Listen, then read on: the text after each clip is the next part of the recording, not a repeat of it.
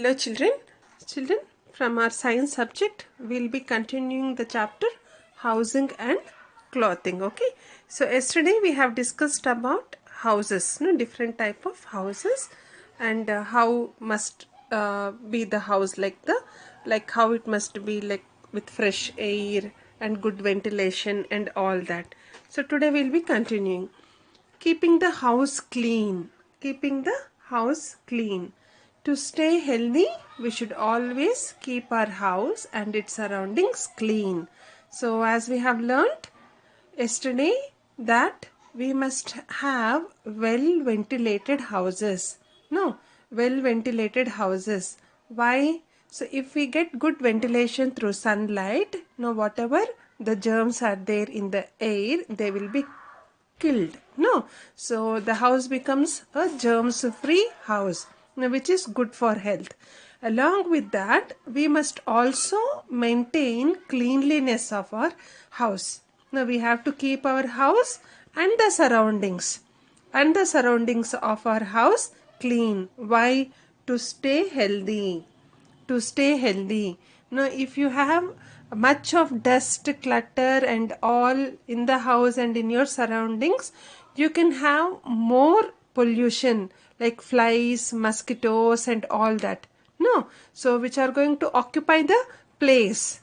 So again, which cause us some sickness. No, we may get some fever, or we may get attacked to with some viral infections and all that. No, children. So that is why we have to maintain cleanliness. So you must not get these cockroaches, lizards and all that in the house. So when you don't maintain the cleanliness, you will get all this in the houses. Clear, children? So the house should always be kept free from dust and germs. So the house should always be kept free, in the sense there must not be any germs. There must not be any germs or no dust. No. So time to time, regularly, we have to clean our house from the dust and the germs. And there are some ways to keep the house clean. Okay, here. So what are they? All the objects should be kept in their proper places. Okay, children, so whatever all the objects are there in the house, now you have to keep it in their proper places. Now suppose for example, so you want to get ready to the school in the morning. Now what you do after taking bath? You'll comb your hair. No, you'll just powder yourself and you'll get ready in the front of a mirror or a dressing table. Now after you comb and apply powder and all that, so what you will do?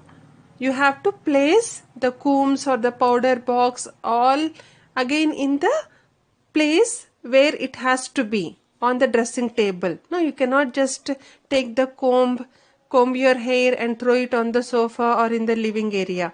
No, you'll also have the hair, leftover hair. No, so that also you have to remove it properly, throw it in the dustbin, then place the comb in a box where it must be, on the dressing table or near the mirror. No, this is an example I am telling to you. Okay, children. So all the objects like kitchen is meant for utensils, vessels and all that. So they must be in that room. No.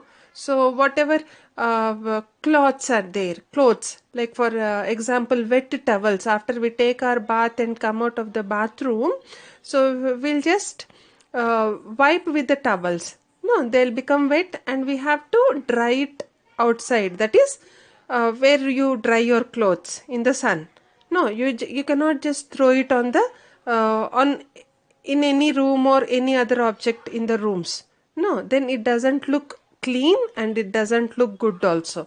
So all the objects should be kept in their proper places. Now you have to practice this habit, children. So you remove your shoes and socks. No, you have to place them in the shoe rack. Or no, if you are not having a shoe rack, like where you exactly keep your shoes and socks, you have to place them there. You cannot just throw them in the hall. No, so then again it doesn't look good here.